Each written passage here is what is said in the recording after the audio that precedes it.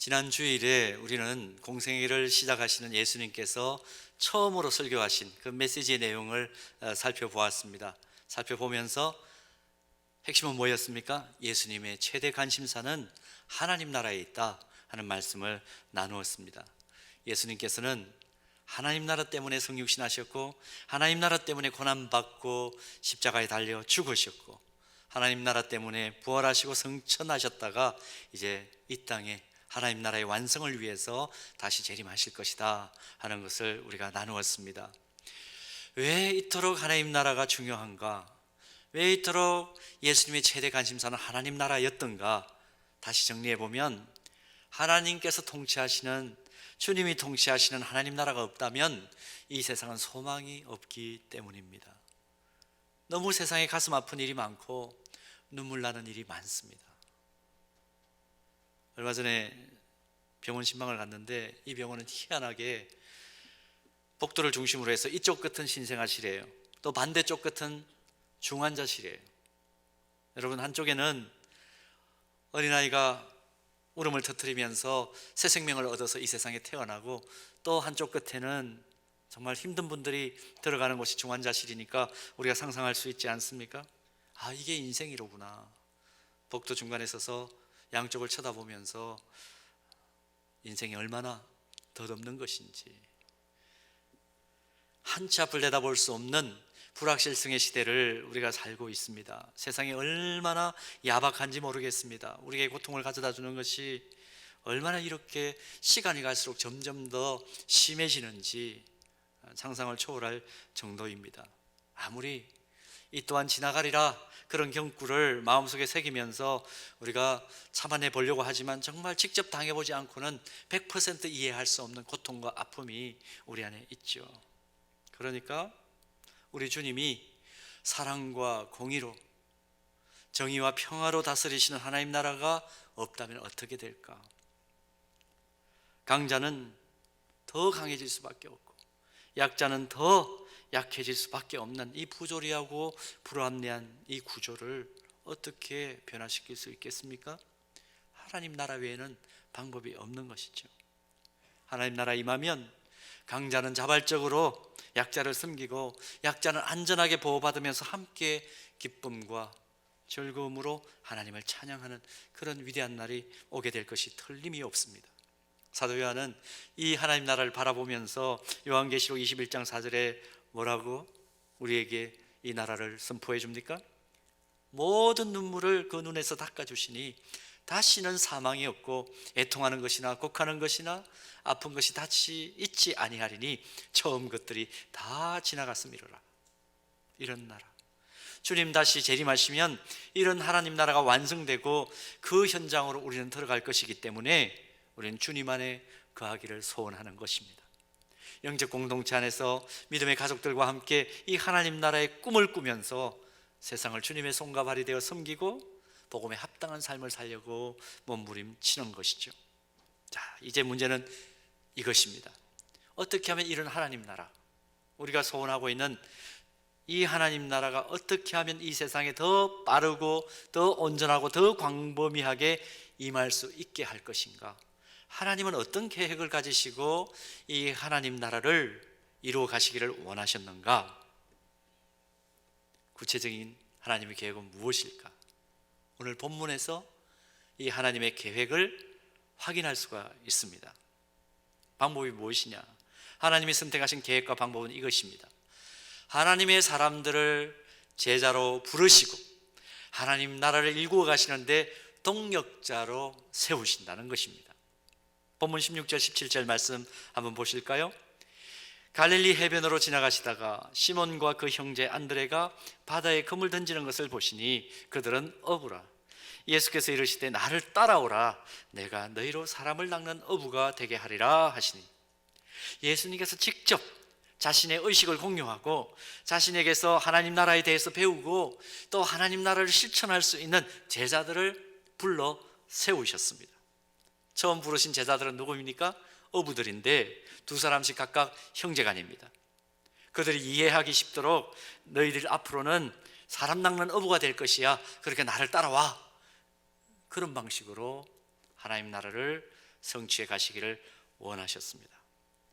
오늘 이런 내용이 기록된 본문 속에서 우리가 주목해야 될 몇 가지 중요한 사실들을 함께 살펴보며 은혜 나누기를 원합니다. 첫 번째는 예수님의 제자가 되는 것은 우리의 선택으로 되는 것이 아니고 주님이 주권적으로 불러주셔야만 예수님의 제자가 될 수 있다는 진리입니다. 예수님께서 주도권을 행하시는 겁니다. 유대교 전통에서는 스승과 제자는 언제나 제자가 스승을 먼저 그 명성을 듣고 찾아가서 그 문화생으로 들어가는 그런 것이 전통이었고 관례였습니다. 그런데 오늘 본문을 보면 이 네 사람의 제자, 예수님의 제자가 되는 사람들 어떻게 되었습니까? 예수님께서 당대의 전통을 확 뒤집어 버리시죠. 스승이신 예수님께서 먼저 찾아가 부르십니다. 아주 독특합니다. 이 일 후에 모든 주님의 제자들 돌아보면 예수님께서 주도권을 가지시고 선택하고 부르셔서 제자로 세워주십니다. 마가복음 3장 13절 말씀 보시길 바랍니다. 산에 오르사 자기가 원하는 자들을 부르시니 나아온지라 그랬습니다. 나아온 자들을 부른 것이 아닙니다. 원하는 자들을 부르시니 나아온지라. 이 말씀이 이어서 마가복음 3장 16절부터 기록된 12제자 이름을 쭉 보십시오. 단 한 사람도 복음서를 통해서 확인하는 것은 뭐냐 하면 예수님을 먼저 찾아간 이가 없습니다. 오히려 예수님을 먼저 찾아가서 예수님 제가 뒤따르겠습니다 하는 사람들 다 어떻게 되었나요? 다 각기 제 길로 가버렸죠. 그러니까 예수님의 제자가 된다는 것은 철저히 주님이 베푸시는 은혜에 기초해 있다. 이 주권적인 은혜가 임해야 우리가 제자 될 수 있다는 겁니다. 보십시오. 지금 우리 삶의 주변에 보면 예수 믿지 않는 사람들 많습니다. 넌 크리스찬들 많습니다. 근데 왜 우리는 크리스찬이 되었고 그들은 넌 크리스찬입니까? 왜 우리는 예수님을 닮아가는 제자들이 되었고 그들은 아닌 것입니까? 이유가 뭘까요? 우리가 뭔가 그들보다 좀 나은 것이 있고 하나님의 눈에 들만한 그런 어떤 요소들이 있기 때문에, 그런 인자가 있기 때문에 인성이 그들보다 훨씬 나아서 우리가 예수님의 제자가 되었고 예배자가 되었고 크리스천이 된 것입니까? 아니요. 사도 바울이 고린도전서 15장 10절에서 고백하는 것을 한번 들어보십시오.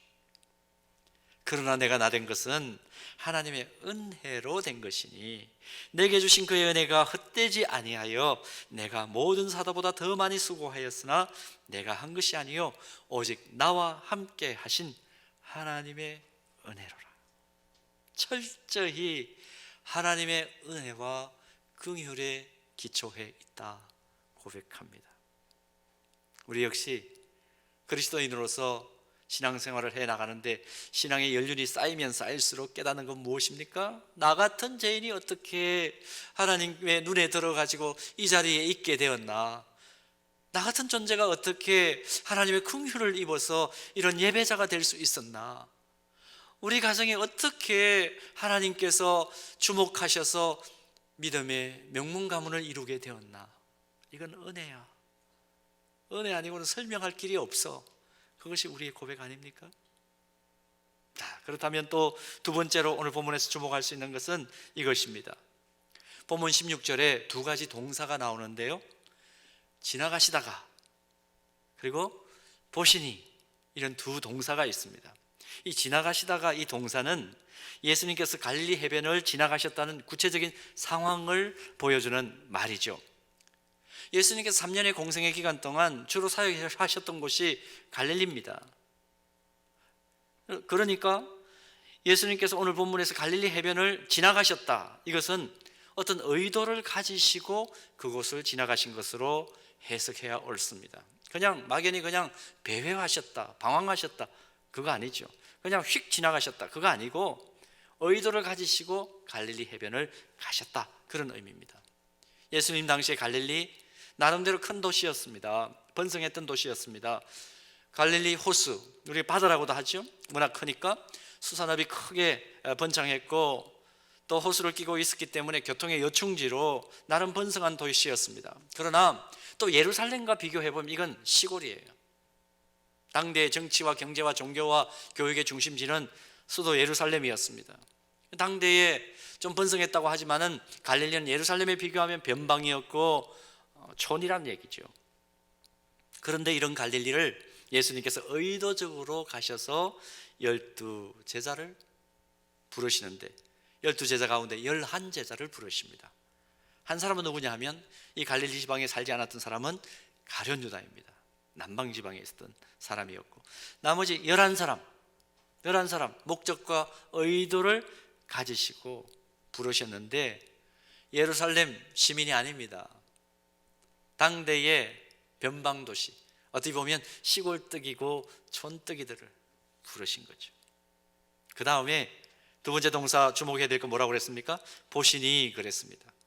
헬라어 성경을 보면 에이도라는 동사를 변형해서 계속 활용하고 있는데요, 이 에이도라는 동사는 무엇인가를 주의해서 집중해서 주목해서 지켜본다, 그런 의미가 있습니다. 단순히 헐깃 본다, 막연히 본다, 그런 의미가 아닙니다. 무심하게 쳐다본다, 그런 의미가 아니고 아주 주의 깊게 쳐다본다. 누구를 보셨다고 그랬죠? 베드로와 요한이 하는 일을 주의 깊게 지켜보셨다. 그리고 아버지 세베대와 함께 또 품꾼들과 함께 일하고 있는 야고보와 요한, 그물 깁는 것을 의도를 가지고 에이도, 주목하여 보십니다. 그리고 그들을 부르세요. 여러분, 여기서 아주 중요한 교훈이 있습니다. 우리 주님이 주목하시고 제자로 부르는 사람들 다 어떤 상황이었느냐 하면 어떤 형태로든지 현재 자신에게 주어진 일감에 대해서 신실하게 충성하고 있었다는 겁니다. 마가복음 2장 14절 말씀 보면 알페오의 아들로 알려진 이 레위가 예수님의 제자로 부름을 받습니다. 여기에 보면 이렇게 기록되어 있습니다. 또 지나가시다가 알페오의 아들 레위가 세간에 앉아 있는 것을 보시고 그에게 이르시되 나를 따르라 하시니 일어나 따르니라. 본문에 기록된 네 제자와 마찬가지로 레위가 세관에 앉아서 자기 나름의 일을 하고 있는 것을 보시고 주목하여 보시고 에이덴, 그렇게 변형 동사가 쓰여져 있습니다. 그리고 나를 따르라 말씀합니다. 당대에 자기 동족의 호주머니를 털어서 로마 제국에 갖다 바치고 또 중간 착복을 하는 이 세리라는 직무를 수행하는 것, 바람직한 일은 아니었지만 중요한 것은 여하튼 무엇이 중요하냐? 자신의 일에 열심을 기울이고 있었다는 것이죠. 결국 주님이 주목하시고 제자로 부르는 사람들, 어떤 사람입니까? 어떤 배경을 가졌고 시골뜨기, 촌뜨기 상관없습니다. 어떤 종류의 일을 하고 있는가, 그게 문제가 아니라 어떤 자세로, 어떤 태도로 그 일을 하고 있는가, 그게 더 중요하다. 주님은 그걸 보시는구나 하는 것을 깨달을 수 있습니다. 일의 종류와 형태보다는 우리 주님은 그 일에 임하는 태도, 그 신실함과 열정을 눈여겨보시고 주목하시고 주님의 제자로, 하나님 나라의 동역자로 불러 세운다는 겁니다. 중국 내지 선교회를 통해서 주님의 지상명령인 선교가 어떤 방식으로 수행되어야 되는지, 정말 소명받은 사람들은 어떻게 살아야 되는지를 확실하게 삶으로 보여준 허드슨 테일러라는 선교사가 있지 않습니까? 이분이 그런 얘기를 하죠. 제가 자주 쓰는 말입니다. 작은 일은 작은 일이다. 그러나 작은 일에 신실한 것은 큰 일이다. 하나님께서 크다, 작다, 제대로 하고 있다, 안 하고 있다를 보는 것은 일감의 크기와 상관이 없다는 거예요. 뭐와 상관이 있습니까? 그 일에 신실함을 가지고 있느냐 없느냐에 따라서 하나님은 크다, 작다를 평가하신다는 것이죠. 오늘 불꽃 같은 눈으로 우리의 삶을 늘 눈여겨보시는 주님의 눈에 확실하게 드는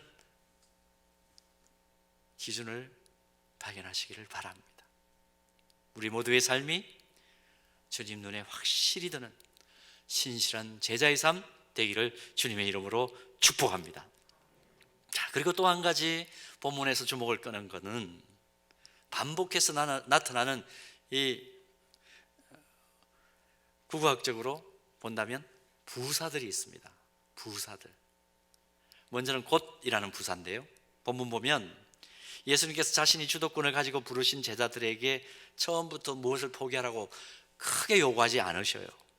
단지 나를 따라오너라 그렇게 부르셨을 때 제자로 부름받은 이 사람들이 자발적으로 곧 예수님을 따랐다는 겁니다. 곧 예수님을 따랐다. 본문 18절과 본문 20절이 그 증거인데, 동일한 사건을 기록한 마태와 누가가 기록한 내용을 보아도 똑같이 이 곧이라는 부사가 나옵니다.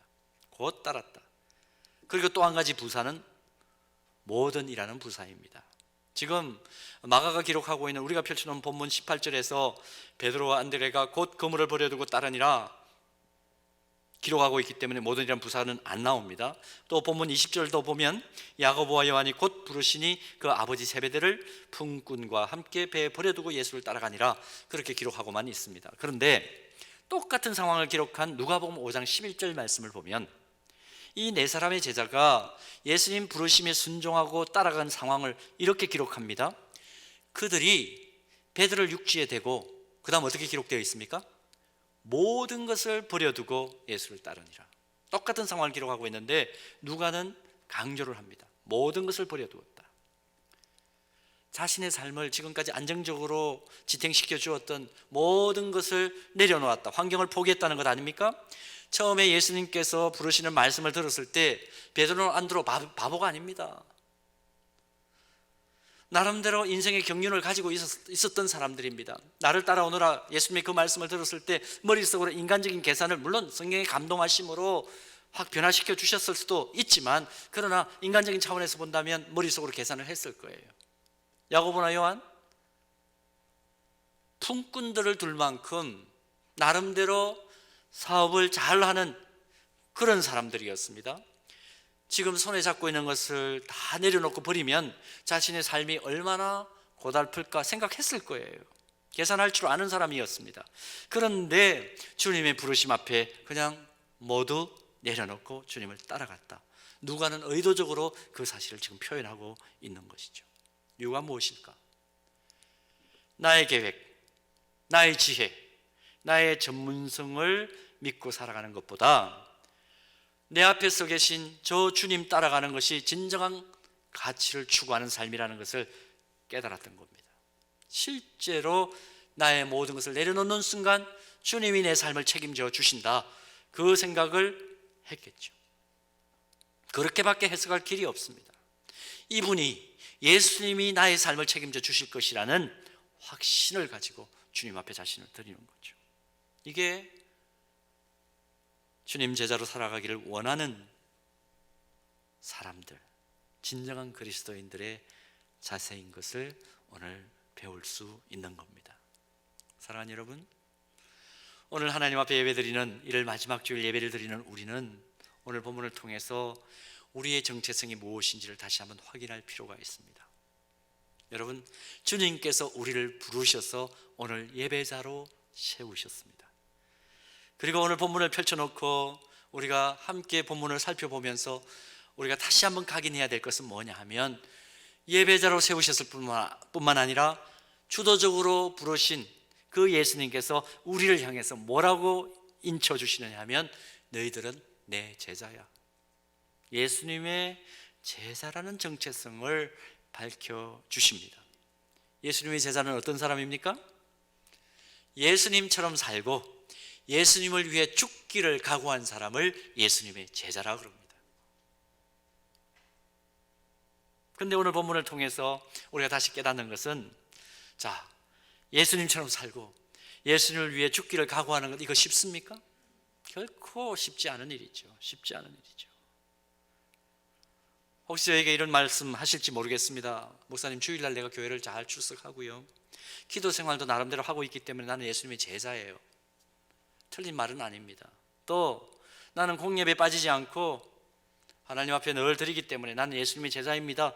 물론 틀린 말씀 아닙니다. 섬김이 필요한 자리에 내가 함께 동참하고 섬기기 때문에 나는 예수님의 제자다, 자기의 정체성을 그렇게 밝힐 수가 있습니다. 그런데 한 가지 더 기억해야 될 것은 뭐냐 하면, 오늘 주일날 교회 안에서 이루어지는 그 모든 일들을 통해서 나는 예수님의 제자라는 그런 자의식을 가지는 것 이상의 것을 예수님께서는 요구하신다는 겁니다.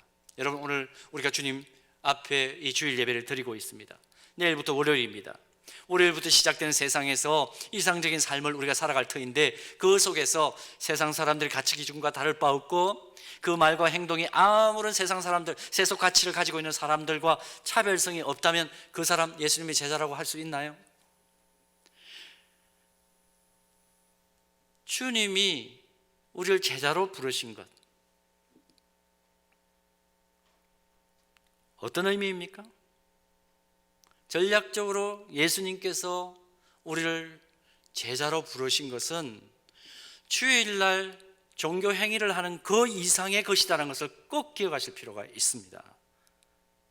예수님께서 제자들을 앞에 놓고, 제자의 정체성을 가지고 있는 그 12제자들을 앞에 놓고 마태복음 7장 21절에서 23절에 하시는 말씀을 꼭 기억하셔야 됩니다. 나더러 주여 주여 하는 자마다 다 천국에 들어갈 것이 아니요 다만 하늘에 계신 내 아버지의 뜻대로 행하는 자라야 들어가리라. 그날에 많은 사람이 나더러 이르되 주여 주여 우리가 주의 이름으로 선지자 노릇하며 주의 이름으로 귀신을 쫓아내며 주의 이름으로 많은 권능을 행하지 아니하였나이까 하리니, 그때 내가 그들에게 밝히 말하되 내가 너희를 도무지 알지 못하니 불법을 행하는 자들아 내게서 떠나가라 하리라. 이 말씀은 그 당시에 예수님의 제자로 부름받고 난 예수님의 제자야라는 그런 정체성을 가지고 있었던 그 12제자들을 굉장히 불편하게 하는 말씀이었을 겁니다. 지금도 마찬가지죠. 앞서 말씀드린 대로 우리는 주일 예배 잘 드립니다.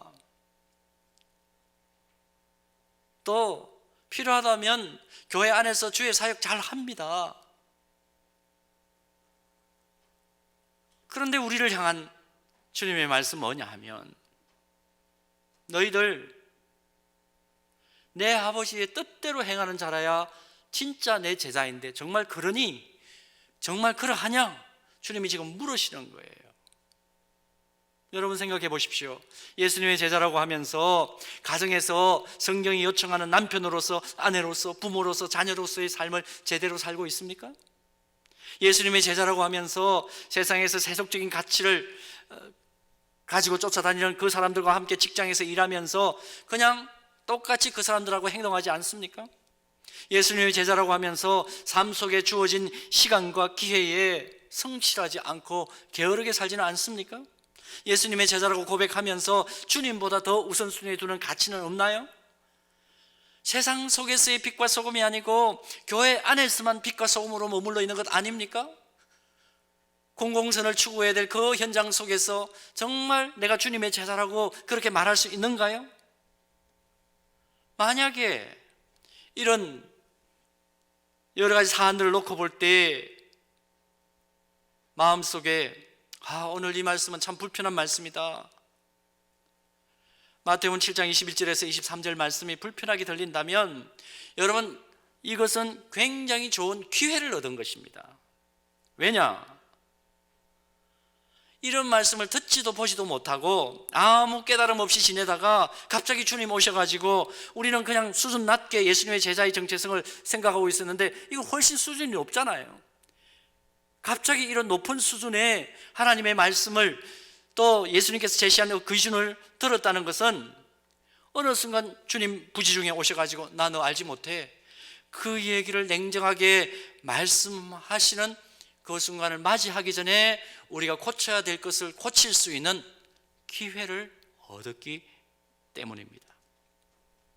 그런 의미에서 예수님의 제자로서 어떤 가치관을 가지고 살아야 하고 어떤 삶을 살아야 할 것인가를 구체적으로 훈련받을 수 있는 기회를 가질 수 있는 것은 정말 복받은 일입니다. 정말 복받은 인생이에요. 자, 그렇다면 어디에서 우리가 예수님 다시 오실 때 예수님께 인정받을 만한 진짜 예수님의 제자로 훈련받을 수 있을까요? 어디에서? 대답은 정해져 있지 않습니까? 바로 우리 주님께서 그 보혈을 흘려 세워주신 주님이 머리이신 교회입니다. 그래서 사도 바울은 골로새 교회 성도들을 향해서 골로새 교회가 세워진 목적과 이유를 골로새서 1장 28절에서 이렇게 가르쳐 줍니다. 우리가 그를 전파하여 각 사람을 권하고 모든 지혜로 각 사람을 가르치면 각 사람을 그리스도 안에서 완전한 자로 세우려 합니다. 왜 골로새 교회가 세워졌는지 아니?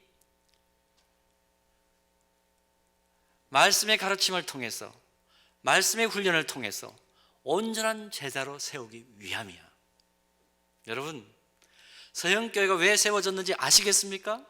왜 이 교회가 이 자리에 서 있습니까? 말씀으로 훈련시켜서 한 사람 한 사람을 온전한 그리스도의 제자로 세우는 것이 교회의 중요한 목적입니다. 그러므로 교회는 이 양육과 훈련의 기능을 내려놓으면 안 됩니다. 이것이 빠져버리면 교회가 지속적으로 성숙해가고 성장해 갈 수 있는 동력을 잃어버립니다. 교회가 사역 많이 하는 거 좋아요. 반드시 해야 합니다. 그런데 사역을 많이 하는 것은 좋은데 그 사역을 왜 하는지, 그 사역에 계속해서 함께 동력해야 될 훈련된 사람들을 세우지 못하면 탈진해버려요. 오히려 하나님만 못한 그런 일들이 벌어집니다. 오히려 사역하다가 싸웁니다.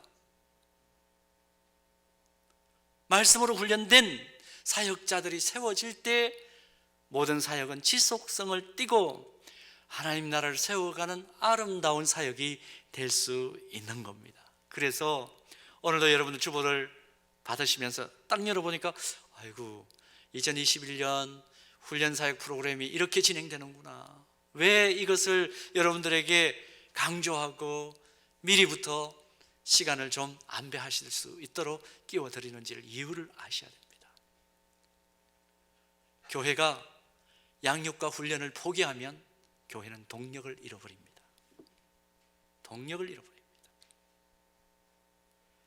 여러분, 정말로 예수님의 제자이십니까?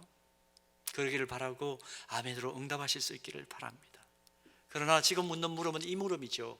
성경이 밝히고 있고 예수님이 말씀하신 기준으로 볼 때 제자입니까?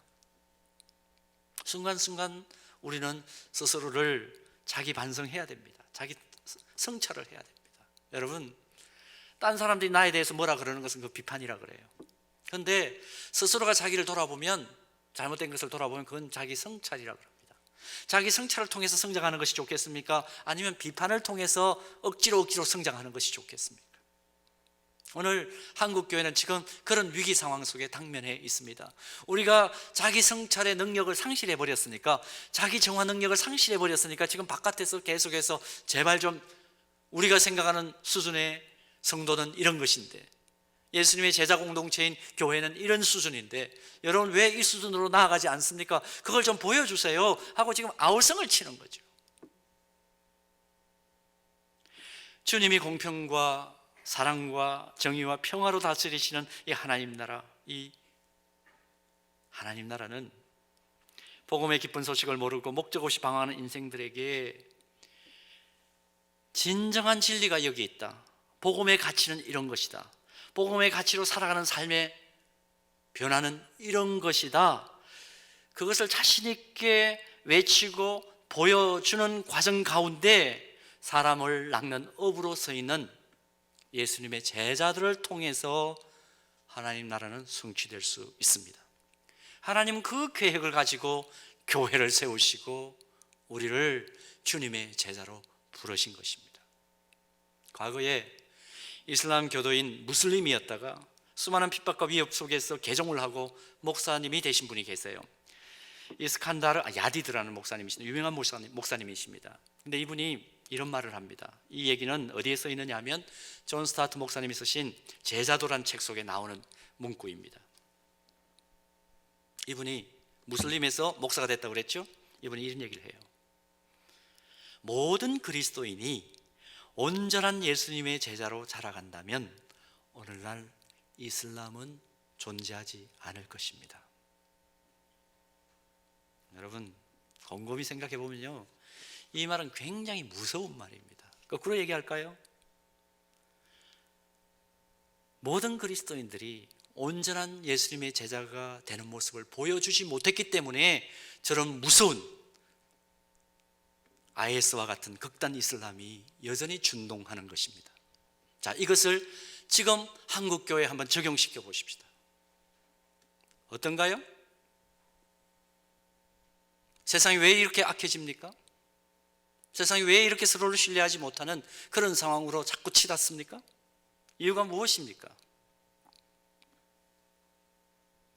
예수님의 제자로 부름받은 우리가 온전한 그리스도의 제자의 말과 행실을 보여주지 못하기 때문이에요. 예수님의 제자 공동체인 교회들이 진정하게 온전한 예수님 제자의 삶의 모습을 오롯이 보여주지 못하기 때문에 일어나는 결과다. 그렇게 말할 수밖에 없는 거죠. 그렇다면 긍정적으로 다시 표현하겠습니다. 주님의 제자로 부름받은 우리가 더 서로 사랑하고, 더 서로 이해하고 용서하고, 더 앞장서서 힘든 이들의 눈물을 닦아주는 섬김을 다하고, 더 평화를 추구하고, 더 정직하고, 더 생명을 소중하게 여기고, 더 공적인 영역에서 선을 추구해 나갈 때 비로소 우리가 그렇게 꿈꾸고 예수님의 최대 관심사인 하나님 나라는 이 땅에 점점 광범위하게 더 빠르게 세워질 것이라는 말씀입니다. 오늘 다른 교회 볼 것 없습니다. 우리 서현교회, 또 서현교회 소속된 우리 모든 믿음의 권속들, 믿음의 가족들이 묵묵하게 예수님 제자의 삶을 사는 진가를 보여주게 되기를 바랍니다.